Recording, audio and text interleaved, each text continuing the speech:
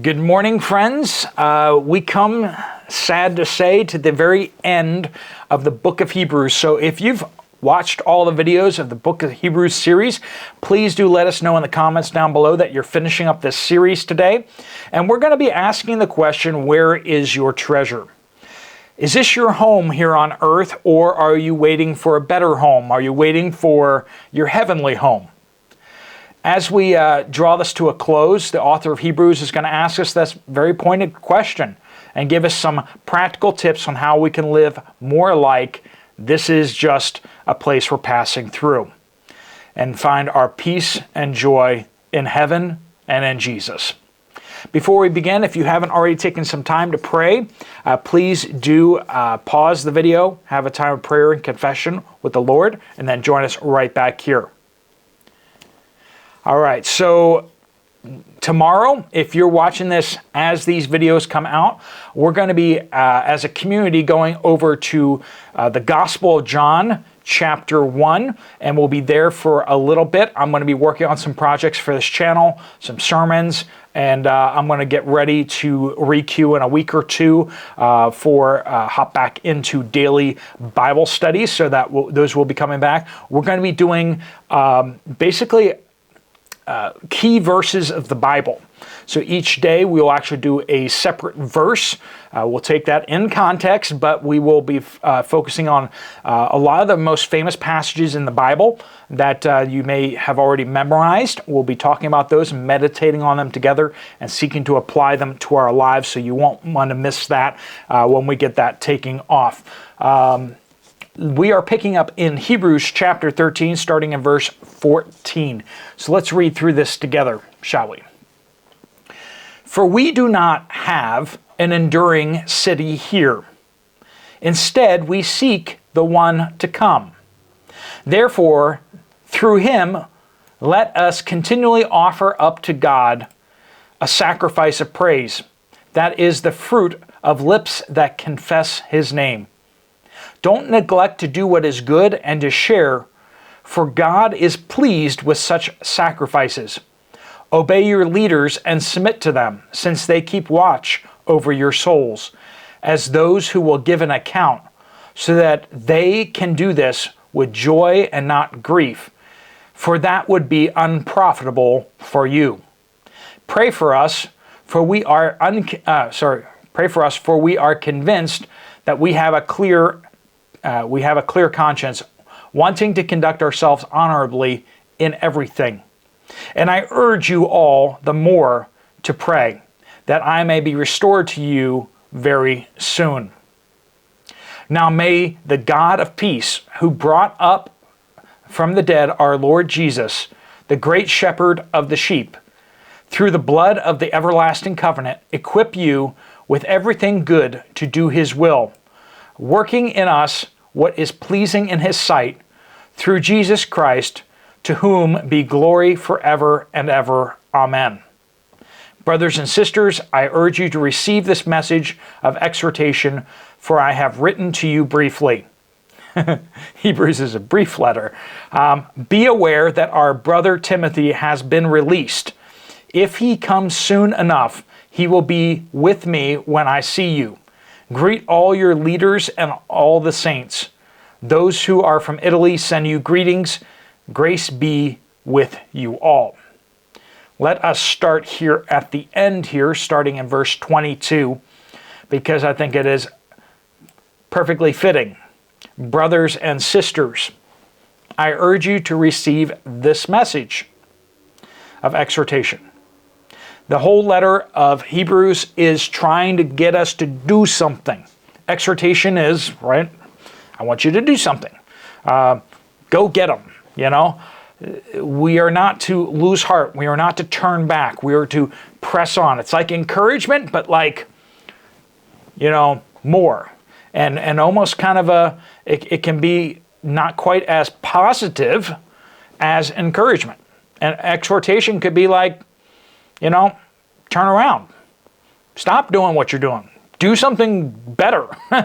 Exhortation is this hope that you will do something. So this whole letter of Hebrews is trying to move us to do something. What is it? What is it that he wants us to do? Well, he wants us to place our faith in Jesus. Now, I don't know where all of you are. Maybe this is the first video on this channel you're watching. I'm going to guess probably not. If you've watched a number of videos here, hopefully you've heard again and again me ask you to seriously consider where your life is and whether you need to place your trust in Jesus Christ as your Lord and Savior. Are you ready to do that today? If you've done that in the past and you're ready to do that again because you try to do that every day of your life, praise the Lord. If you're ready to do that for the first time today, please let us know. You can email me directly at boldfaithbible@gmail.com. You can find that email address down in the description and also on the channel page.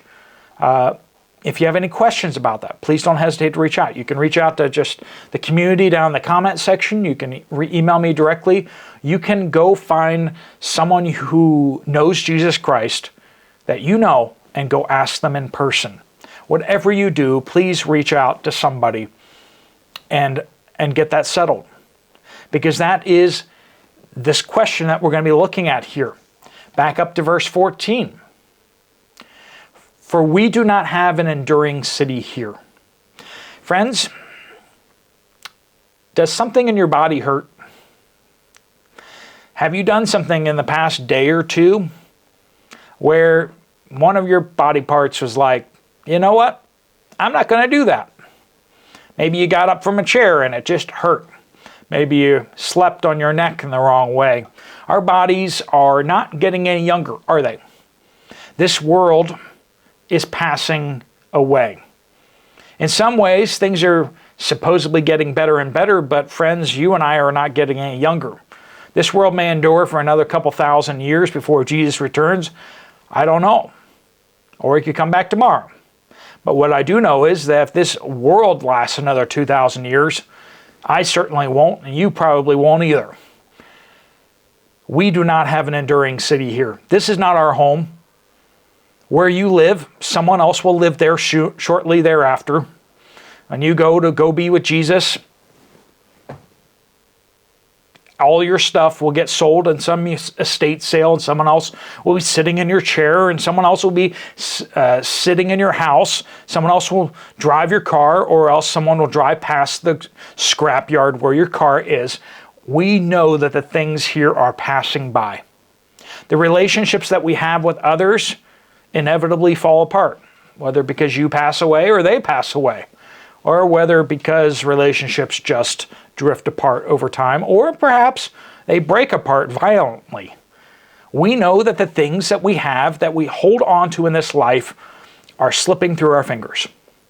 But instead, we seek the one to come. We seek this city that is to come. So therefore, because we're seeking this heavenly city, verse 15, therefore, through him, through Jesus, let us continually offer up to God a sacrifice of praise. Most people, as they realize more and more how much this world is slipping through their fingers, they get more and more upset, more and more discouraged, more and more depressed. But friends, if we are in Christ, our hope does not fade. In fact, our hope gets more and more real. We get closer and closer to the gates of heaven, where we will see Jesus' face. And because of that, let us continually praise God. This is a sacrifice. To look at the things that are in our hands, the relationships, the stuff, all the things that our heart loves about being here on earth, we lay that as a sacrifice before the Lord and say, I don't care about these things. I care about what is to come. I care about my relationship with the Lord. I praise God that these things are passing away, that they're falling away. And soon I will have the only thing that matters, which is my relationship with the Lord. If that's your heart and you go, I get that. I get that. But some of you are going to say, I don't get that. I like this world. I like my comfy chair. I like my TV. I like my garden. I like my things. I like the people in my life. I don't want to go home to be with Jesus. And that kind of shows that you're holding on to the things of this world. And maybe then it makes it a little harder to praise God when each of those things comes out of our grip, one by one. But friend, God is at work in you. If He has begun a good work in you, He will complete it until the day of Christ Jesus, we are told. So let us lay down the things.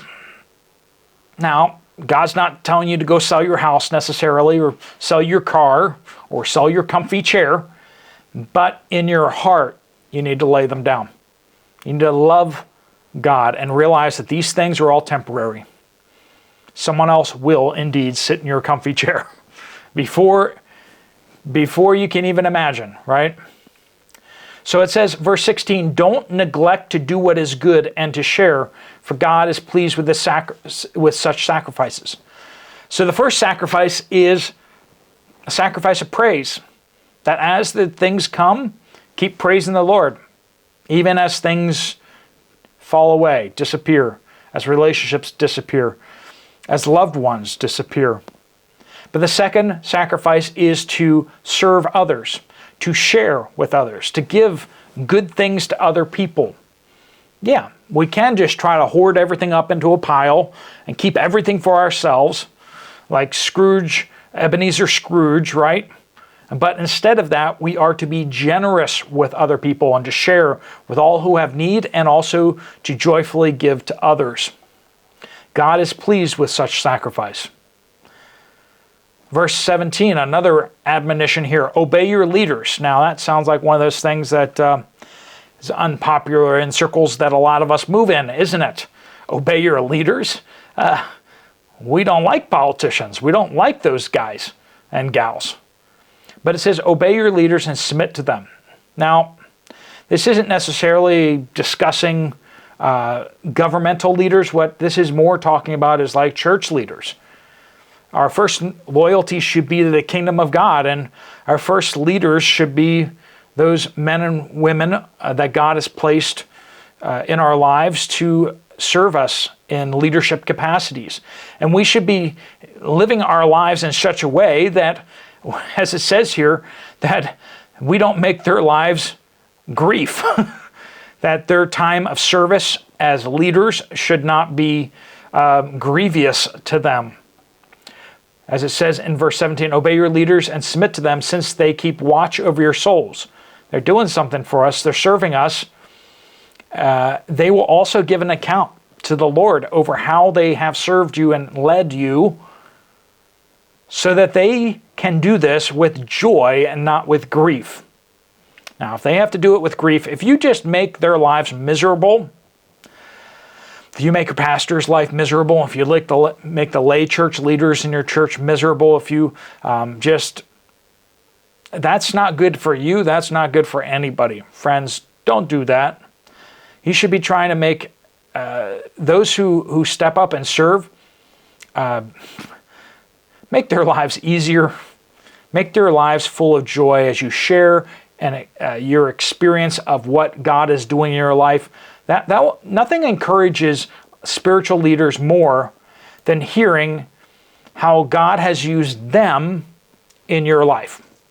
If you tell them, you taught this lesson in Bible study, you preached this sermon, and this is what God spoke to me through here, and that was really a blessing to me, or a challenge to me. You share that with them, that will be a blessing to them. That will bring them joy. I promise you. I promise you. Now, if you just say, great sermon. Okay. Tell them what God spoke to you, or what you learned from that sermon. That will make them a lot happier, I promise. It will give them a lot more joy, because they're not doing up there so that you pat them on the back and say, good job. They want your life to be changed. They want your life to be impacted by the hours they spent in Bible study, right? They want to bless you. And it says, verse 19, not only are you to obey them, try to submit to their leadership. Okay, pastors and church leaders may have a plan for the church that maybe isn't your favoritist. Maybe you don't like every worship song that's sung in the church. Maybe you don't like the carpet color that's been chosen for the new building program. Friend, if it's not a battle worth fighting, don't mope and grumble and everything like that. Try to be as best you can moving forward with the team and focus on the big things. If God's doing great and mighty works in people's lives in your church, well then don't get focused on the small things. We can't do everything according to everyone's preference, but what we can do is we can focus in on the big things together. Verse 19, and I urge you all the more to pray. Pray for your leadership. It's saying specifically pray for him, but pray for your church leadership. Pray for the ministry leaders. Pray for the missionaries that you know. You probably have a prayer list. Your church probably has a prayer list, and you might have a prayer list. Pray through it. Pray for those people. Pray for me. I need it too. Pray for those who you love. Pray for those who have wronged you. Pray for those who have been forgotten, because we all need the Lord's intervention in our lives. And when we pray, God works. So there's a lot of challenges here in this passage, but we come back to here again. Brothers and sisters, I urge you to receive this message of exhortation. Receive the encouragement, the challenge that the book of Hebrews is, and yours will be this blessing as well. Let's read through this blessing. Pray this in your heart for everyone else who's watching this video, for me, as I pray this for you. Now may the God of peace, who brought up from the dead our Lord Jesus, so we know who we're talking about here, may he, the great shepherd of the sheep, through the blood of the everlasting covenant, equip you with every good to do his will, working in us what is pleasing in his sight, through Jesus Christ, to whom be glory forever and ever. Amen. May you have the equipping of every good thing to do his will, so that we may be pleasing in his sight, to the glory of Jesus Christ. Praise the Lord. May that be your prayer for others. If you want to just skip back and pray through that again for others, or put a name in there, or think someone else as you pray through that, use Scripture as your prayers, and you will see the Lord do mighty and wondrous things. Friends, I hope to see you again here tomorrow, whether you're catching up on some other episodes that you haven't seen before, or whether you join us in John, the Gospel of John, chapter 1, and start that playlist over again. I'm going to link that right here so you can actually get ahead if you want to, because they're already posted, or you can join us tomorrow morning there and start that again, and then we will let you know as things develop here. After a short respite, we will get ready to relaunch the daily Bible studies live again. Friends, love you all. I'm praying for you, and may God bless you richly until we meet again. We're going to post that Gospel of John playlist right here. I'll see you over there, or I'll see you later. God bless you all.